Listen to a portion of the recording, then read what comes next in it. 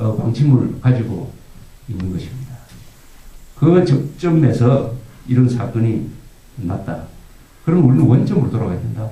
헌법이 규정하고 있는 북한 노동당 정권의 해체에 의한 자유통일을 위해서 나는 뭘 할 거냐, 공무는 뭘 할 거냐, 군인은 뭘 할 거냐 하는 규정을 하고 있습니다. 우리 헌법 5조가 국군의 임무에 대해서 이런 규정을 하고 있어요.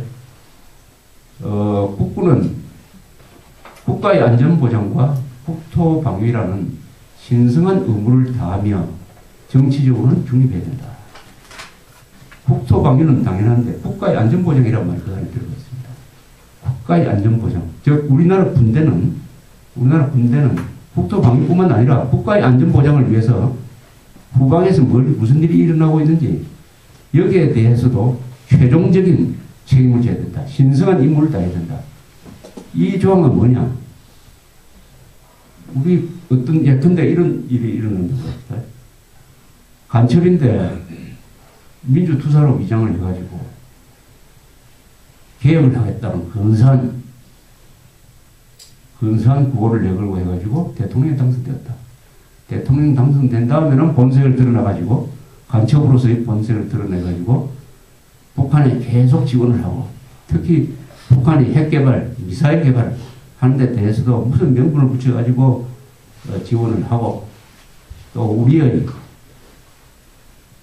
방어체제를 해체한다. 예컨대 우리 방어체제 중에서 제일 지금까지 좋은 무기가 하나 있었어요. 그건 휴전선의 DMZ 때에 있던 대북방송이었습니다. 그게 우리 없어질 거죠. 그리고 북한 배가 제주 해협 통과 우리 못하도록 했지 않습니까? 제주 해협은 왜 통과 못하냐? 거기는 부산 항만도 있고 광양 항만도 있고 원자력 발전소도 있고 여기는 지나지 못한다. 그래서 저 밑으로 돌아다녔습니다. 이것도 그 뒤에 통항이 이루어졌죠. 등등 하여튼 이 간첩 대통령이 이런 짓을 할 때 어떻게 하느냐? 간첩이 대통령 됐을 때 어떻게 하느냐? 드디어 나중에는 군대까지 완전히 좌익 장교로서 다 교체해버린다. 이렇게 하면 어떻게 하느냐? 그런 문제에 있어서 최종적인 행동의 권한을 우리는 군에 위임을 하고 있어요. 국군에. 국가안전보장이라는 신성한 임무를 따라. 그래서 우리 국군이 그 임무를 수행을 하면은 그 비극이 생깁니다. 그때부터 내전이 생기는 거죠. 그런 일이 없도록 유권자들이 정신을 차리고 제발 간첩을 대통령으로 뽑아서는 안 된다 하는 이런 경고를 거기에 담고 있습니다. 세계에서 군대가 이런 권한을 가진 나라가 한 두 군데가 있어요. 터키가 그렇습니다. 터키는 케말 파샤가 터키 공화국을 만들면서 케말리즘이라는 게 있습니다. 터키에서 케말리즘의 제일 중요한 것은 이슬람과 정치를 분리하고 있습니다. 그전에는 이슬람이 정치를 했어요. 그래서 정교 분리. 이 원칙은 누가 수호하느냐? 터키의 군대가 수호자입니다. 그래서 터키 군대는 딱 보다가 혼란 상태가 일어난다. 또는 이슬람 원리주의자들이 정권을 잡을 것 같다 하면은 딱 개입을 해가지고 그걸 못하게 한 다음에 우리 바깥에서는 그걸 쿠데타라고 하는데 안에서 보면 그게 아주 합헌적인 행동이에요. 그 도로 들어가 버립니다. 이런 터키. 그래서 이 나라가 흔들리고 이럴 때는 군대가 최종적인 그 국가의 수호자가 된다. 이런 정신의 하나의 잔재 비슷한 게 지금 우리 헌법 5조에 있다. 그러나 이런 것은 우리 대중민주사회에서는 그게 사문화가 되어야 돼요. 그러나 한국은 여러 가지 복잡한 상황이 있기 때문에 우리 역사가 아직 국가를 만들어서 운영한 경험이 62년밖에 되지 않기 때문에 무슨 일이 일어날지도 아직도 굉장히 유동적인 것이라는 것을 말씀드립니다. 지난 62년의 대한민국 역사는 요약하면 간단합니다. 한마디로 뭐라고 요약하면 역전 드라마 역사다. 죽을 것 같은 사람들이 다시 살아나고 잘 나가려고 생각되는 사람들이 몰락하고 하는 이런 역전 드라마 역사다. 근데 그 역전 드라마를 많이 겪어가지고 몰락을 했느냐? 아니다. 역전 드라마를 통해서 발전을 했다. 발전을 했다. 10명의 대통령이 있었어요. 우리 10명의 대통령이 있었다. 이승만 대통령은, 그 위대한 건국 대통령은 말년에 50년 전에 말로 50년 전에 4.19를 통해서 물러났다. 그리고 하와이에 가서 한 5년 동안 망명생활을 하다가 거기서 가셔가지고 시신이 되어서 돌아와서 국립현충원에 묻혔다. 그 사람을 이은 박정희 대통령은 대한민국의 경제발전, 안보, 획기적인 노력을 했지만은 부하한테 총맞아 죽었다. 그 다음에 전두환 대통령 피를 흘리면서 집권했지만은 그 10년 동안에 전두환 정권 10년, 1980년, 80년은 어떤 시대냐? 요 80년 동안에 한국의 연평균 경제 성장률이 10.1%였어요. 세계에서 1등입니다.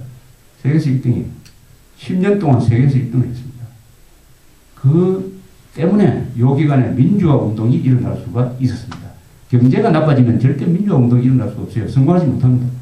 왜냐? 먹고 살기도 바쁜데 왜 데모하느냐 해가지고 국민들이 따라주질 않아요. 그런데 경제가 잘 되니까 시위를 하더라도 중산층까지도 넥타이 메고 나와가지고 민주화해야 되겠다고 시위를 해가지고 87년 6.29 선언을 만들어냈습니다. 민주화가 이루어졌어요. 이 전두환 대통령의 집권 8년, 약간 2년 버텨가지고 이 10년, 1980년의 10년이 아주 한국 역사에서 중요한 해였습니다. 그래도 그 사람 물러나고 나서 한 분은 백담처럼 비양을 가고 한 분은 감옥에 가서 2년 살고, 그런데 다시 또 평민으로 돌아오고 요새는 또 골프도 치고 다니고 뭐 청와대에 들어가고 뭐 이렇게 하고 있어요. 이게 재밌는 역사죠. 재밌는 역사. 자, 이런 역전 드라마의 역사를 통해서 우리 계속 발전해 오면서 대통령들은 그렇게 행복하지 못했어요. 벌써 총 맞아 죽은 분 한 사람 뛰어내려서 그래 되고, 뭐 이렇게 전직 대통령으로 들어가면은 다 괴로운 생활을 합니다. 전직 대통령 딱 빼면은 그다음부터 그 현직 때 있었던 비리를 또 수사를 하고 피자로 불려오기도 하고 뭐 이렇게. 전직 대통령, 현직 대통령은 불행했던 것 같은데, 그럼 국민들은 어떻게 되냐? 국민들은 그래도 발전했다. 그런데 북한은 어떠냐? 북한에 딱 두 사람만 지도자가 있었다. 김일성, 김정일.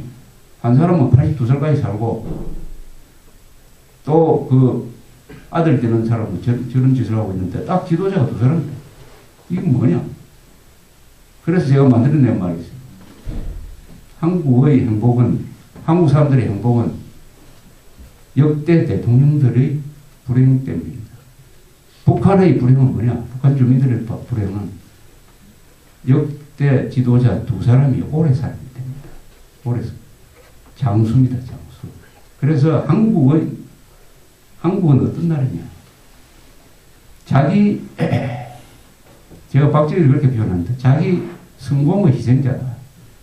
자기 성공의 희생자다. 김일성, 김정일은 뭐냐? 자기 실패의 수혜자다. 김일성, 김정일은 체제는 망쳐놓고 두 사람만 즐거운 생활을 했고, 이승만, 박정희 같은 사람들은 자기가 성공했기 때문에, 자기가 하던 목표가 성공을 했기 때문에 그 두 사람은, 한 사람은 쫓겨나가고 한 사람은 총맞아 죽었다. 이승만 대통령은 민주주의 교육을 시켰어요. 이승만 대통령의 민주주의는 아주 놀라울 정도입니다. 우리가 6.25 중에도 언론 검열이 없었어요. 6.25를 전쟁을 치르고 있는데도 신문 마음대로 썼습니다. 그때 1950년에서 53년 사이에 나온 신문 보면 깜짝깜짝 놀랍니다. 야, 전쟁 중인 나라에서 이런 것도 쓰나? 예컨대 군인들이 민간인들을 학살했다 하는 것도 막 대문짝만 쓰고, 군인들이 비리도 막 쓰고 이럽니다. 언론 자유를 전시에도 보장을 했다.